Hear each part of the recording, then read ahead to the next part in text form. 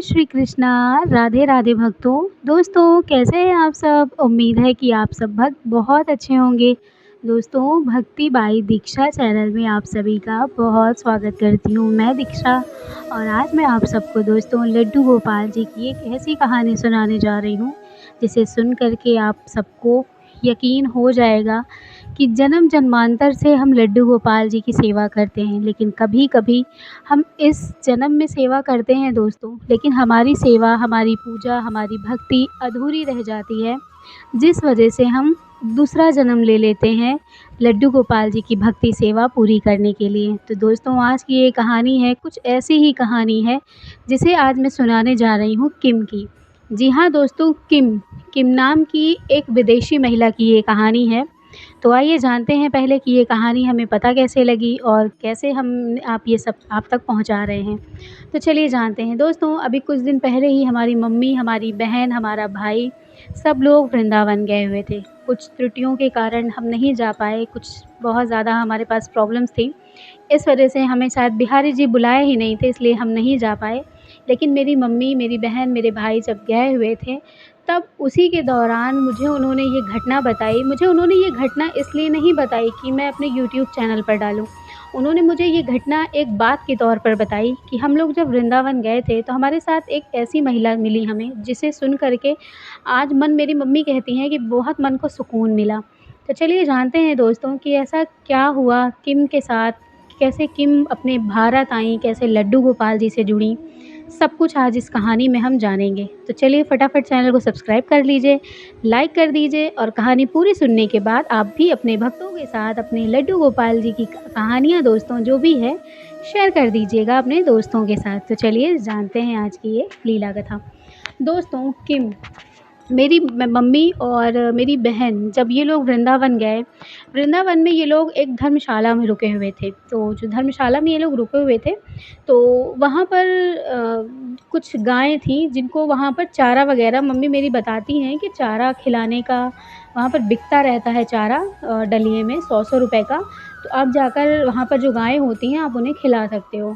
तो मेरी मम्मी भी सुबह उठी, उन्होंने नहाया धोया, उसके बाद फिर जो है वो कपड़ा फैलाने के लिए जगह ढूँढ रही थी। तो वो बाहर की तरफ गईं तो एक आंटी थी वहाँ पर, वो आंटी उनको, मम्मी को मेरी बुलाईं। उन्होंने बोला कि यहाँ पर कपड़े बाहर मत फैलाओ वरना बंदर फाड़ डालेंगे, क्योंकि बंदर बहुत ज़्यादा यहाँ पर परेशान करते हैं।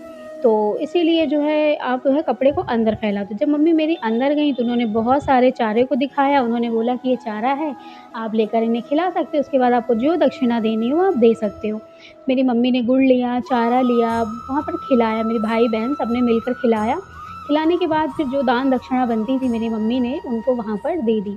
वहाँ पर दे दी, उसके बाद वो जो औरत थी जिन्होंने मेरी मम्मी को बुलाया था कपड़े डालने के लिए, वो मेरी मम्मी से बोलती हैं कि आप ठीक है, आप खिला के आप अपने कमरे में जाइए, मैं ज़रा, एक लोग आई हैं मैं उनसे बात कर लेती हूँ, तो आती हूँ फिर मैं आपसे बात करती हूँ। मेरी मम्मी कहती हैं ठीक है। तो मेरी बहन वो जाती हैं तो वहाँ पर किम जो थी, वो किम आई हुई थी जिनकी मैं आपको आज ये घटना बताने जा रही हूँ। तो किम आई हुई थी, तो वो उनसे कुछ बात कर रही थी, जो वो उनको टूटी-फूटी इंग्लिश नहीं, टूटी-फूटी उन्हें हिंदी आती थी। तो कुछ वो इंग्लिश में बात कर रही थी, कुछ वो हिंदी में बात कर रहे थे। जो हिंदी की बात थी वो महिला तो वो समझ पा रही थी, लेकिन जो इंग्लिश की बात थी वो समझ नहीं पा रही थी। तो वो जो किम महिला थी ना, वो भी चारा ही खिलाने उनको गाय को आई हुई थी। तो ये चीज़ उनको नहीं समझ आ रही थी, तो मेरी जो बहन है ना, वो समझ लेती है ऐसी फ़ॉरेन की जो भाषा होती है वो समझ पाती है, इंग्लिश यानी कि। तो वो उनसे जाती है, वो उनसे बात करती है, वो बताती है कि आंटी वो ये कह रही हैं कि हमें भी आपकी गाय को चारा खिलाना है। वो ज़्यादा ही चारा लेकर आई थी। तो उन्होंने बोला कि अच्छा ठीक है, तुम चारा खिला दो। तो फिर वो खिलाने लगी। उसी के दौरान हम लोगों से, मेरी मम्मी से और मेरी बहन से, उनसे बातें शुरू हो गईं। तो मेरी बहन जो है उनसे बातें करने लगी। तो मेरी बहन की बहुत ही क्यूरियोसिटी होती है चीज़ों को पूछने की, कि वो वहाँ पर कैसे आई? एक विदेशी महिला लड्डू गोपाल की सेवा कर रही है, ये तो बड़ी आश्चर्य वाली बात है। तो फिर किम जो है हमारे यहाँ, जो मम्मी हमारी जहाँ रुकी हुई थी, मेरी मम्मी ने उनको इनवाइट किया कि आप तो आए हो यहाँ पर, तो आप आज हमारे साथ नाश्ता कर लो। मेरी मम्मी ने फिर नाश्ता वग़ैरह मँगाया। फिर उसके बाद वो मेरे भाई-बहन सब लोग बैठ कर के खाने लगे। तो उसी दौरान उन्होंने ये घटना बतानी शुरू की। उन्होंने कहा कि मेरी माँ का नाम मार्था है और मैं यहाँ नहीं रहती, मैं लंदन में रहती हूँ और लंदन में रहती थी।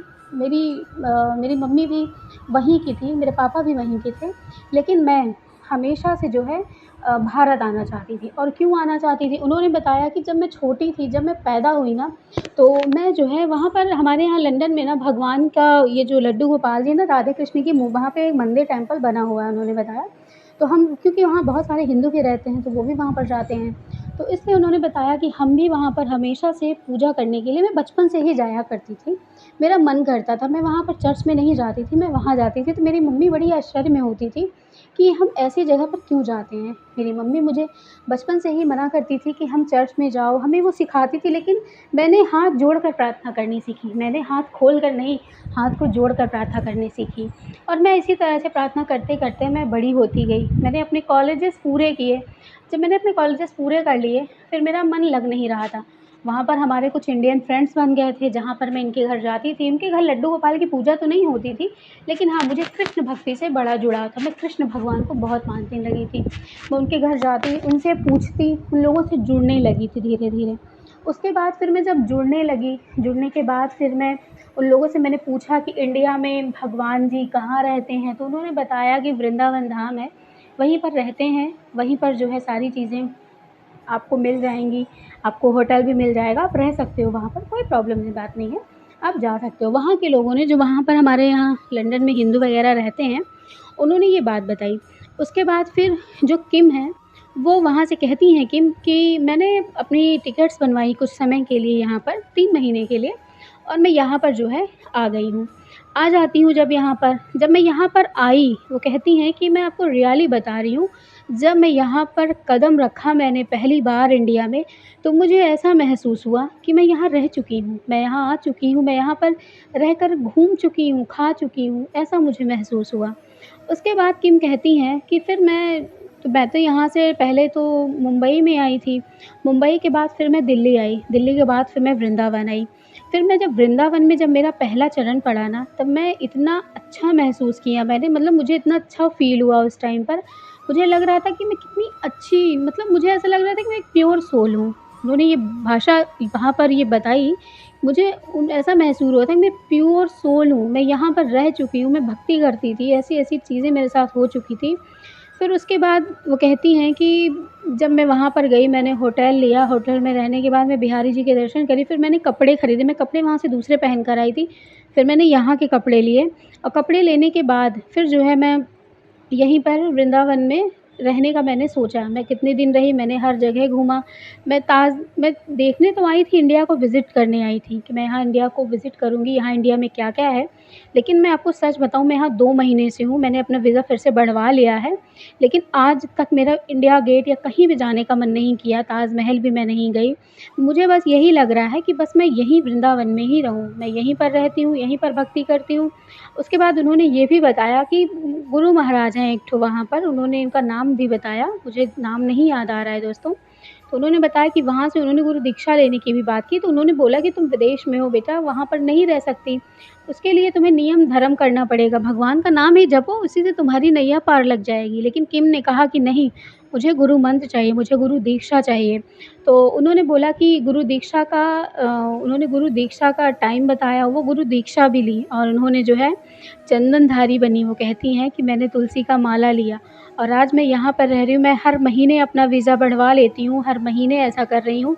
इसी तरह से जो है रहते-रहते मुझे यहाँ पर 7 महीने होने वाले हैं। वो कहती हैं कि मेरे वहाँ से फ़ोन भी आया, मेरे मम्मी-पापा में उन्होंने बोला मुझे कि यहाँ से तुम कब आ रही हो, क्यों रुक रही हो वहाँ पर? लेकिन मैंने अपने माँ-बाप से कहा कि नहीं, मैं यहाँ नहीं रहूँगी। उसके बाद वो कहती हैं कि मैं यहीं पर बिहारी जी के यहाँ ही रहूँगी और मैं कहीं नहीं जाऊँगी। मैं अपना सर्वस्व यहीं पर अपना व्यतीत करूँगी, अपना जीवन, मैं कहीं नहीं जाऊँगी। उसके बाद उनके माँ-पापा इंडिया आते हैं, उनके माँ-पापा इंडिया आते हैं, पुलिस में जो है कंप्लेन वग़ैरह करते हैं कि मेरी बेटी नहीं चल रही है। उसके बाद फिर ये बातें जब हो जाती हैं, तो पुलिस वाले बताती थी कि वो वृंदावन भी आए थे। उन्होंने बोला कि आप जा क्यों नहीं रहे हो? आपका वीज़ा ख़त्म हो जाएगा तो आपको जाना पड़ेगा, तो आप इसके पहले आप वीज़ा अपना आगे करवा लेते हो, तो कैसे हो जाए इस तरह? तो फिर उन लोगों ने बात वग़ैरह की, फिर किम कहती हैं कि बात की, लेकिन मैंने कह दिया कि मैं नहीं जाऊँगी। फिर किम कहती हैं कि बिहारी जी का चमत्कार देखो, मेरी माँ ने बिल्कुल ये तय कर लिया था कि मुझे जाना है तो जाना है, क्योंकि मेरा वीज़ा ख़त्म होने में सिर्फ़ 2 दिन बाकी था। और मेरे पास कोई नहीं था, मुझे जाना ही पड़ जाता और इस बार मेरा वीज़ा और आगे बढ़ भी नहीं सकता था क्योंकि मैं बढ़वा भी नहीं सकती थी, हर बार मैं बढ़वा लेती थी। उसके बाद फिर उन्होंने बोला कि मैं बिहारी जी के मंदिर में गई, मैंने बिहारी जी से हाथ जोड़कर कहा कि अगर मैं आपकी हूँ, तो आप मुझे यहीं रखेंगे, मुझे आप कहीं नहीं जाने देंगे और अगर मैं यहाँ की नहीं हूँ, तो आप मुझे चाहे जहाँ लेकर जाइए, अगर मैं वहाँ भी चली जाऊँगी इंडिया ना, अगर मैं इंडिया से बाहर गई, तो मैं जी नहीं पाऊँगी, ये आप जान लीजिए क्योंकि मुझे पता है कि अगर मैं फिर से बाहर गई, विदेश गई ना, तो मैं अभी कभी इंडिया वापस नहीं आ पाऊँगी और मैं यहाँ से जुड़ी हुई हूँ, मुझे यहाँ पर रहना अच्छा लगता है।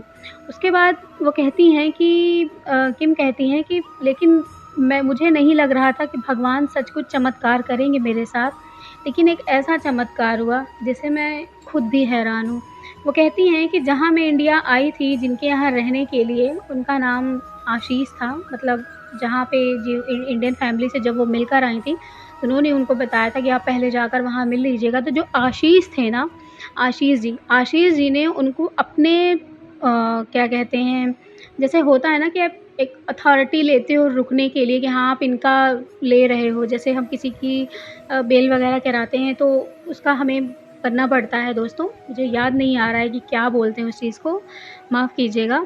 तो बस वही चीज़ें उन्होंने बोला कि उन्होंने मेरी गारंटी ली कि हाँ, मैं बिल्कुल ऐसा कुछ भी नहीं है, मैं इनका साथ रखूँगी। उन्होंने उनकी माँ से वादा किया कि आप परेशान मत हो आंटी, मैं इन्हें 2 महीने के बाद आपके पास लेकर के आऊँगा क्योंकि वहाँ पर मेरे फ्रेंड्स और रिलेटिव्स भी रहते हैं लंदन में, तो मैं ज़रूर आऊँगा, ठीक है?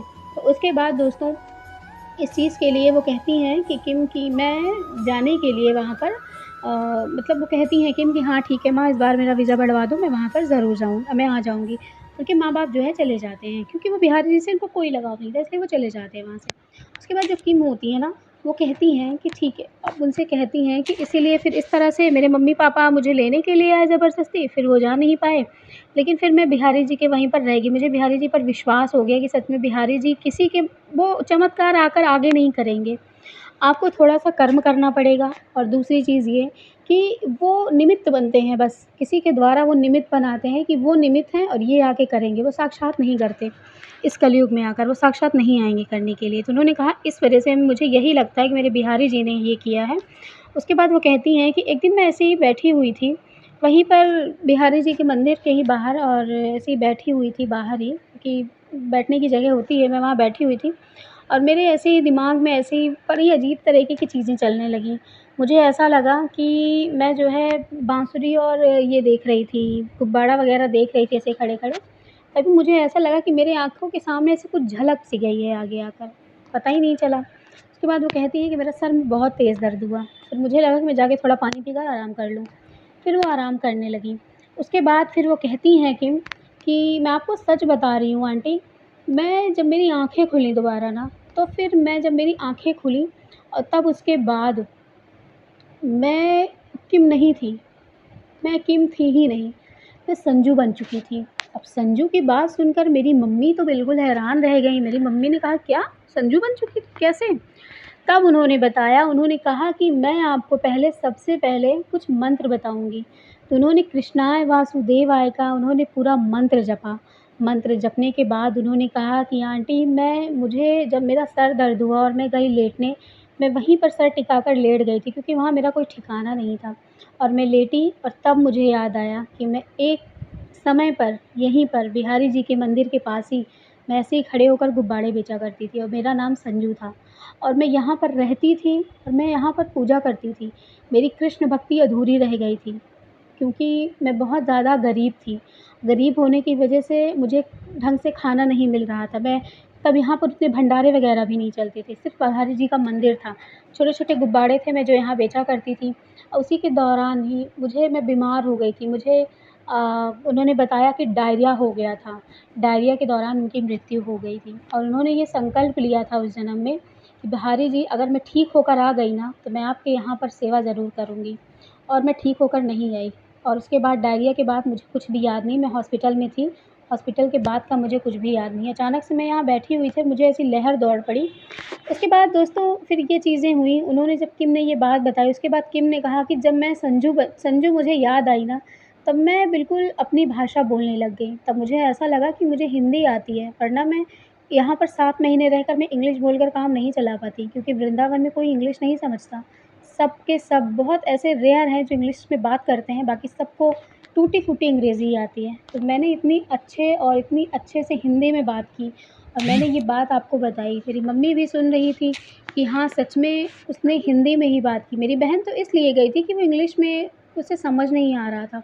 लेकिन उसके बाद जब मेरी बहन ने बात करना शुरू किया, तब कहा कि ये बिल्कुल यकीन नहीं होता कि आप बाहर विदेश में पली-बड़ी हो और आप इतनी अच्छी हिंदी बोल रहे हो। किम जो देखने में इतनी सुंदर हैं, उनके बाल बिल्कुल व्हाइट-व्हाइट से हैं, उन्होंने बहुत सुंदर सा चंदन लगाया हुआ था। मेरी बहन ने फ़ोटोज़ क्लिक की थी, बट उसने भी मेरे पास भेजी नहीं है दोस्तों। मैं भेजेंगी तो मैं स्क्रीनशॉट्स लगा दूँगी, तो आप लोग देख लीजिएगा। तो उसकी ये सोचिए कि वो जो है एक ऐसी थी जो उस जन्म में बिहारी जी का करके यहाँ से वादा गई थी और इस जन्म में कहाँ चली गई, वो विदेश में पैदा हुईं।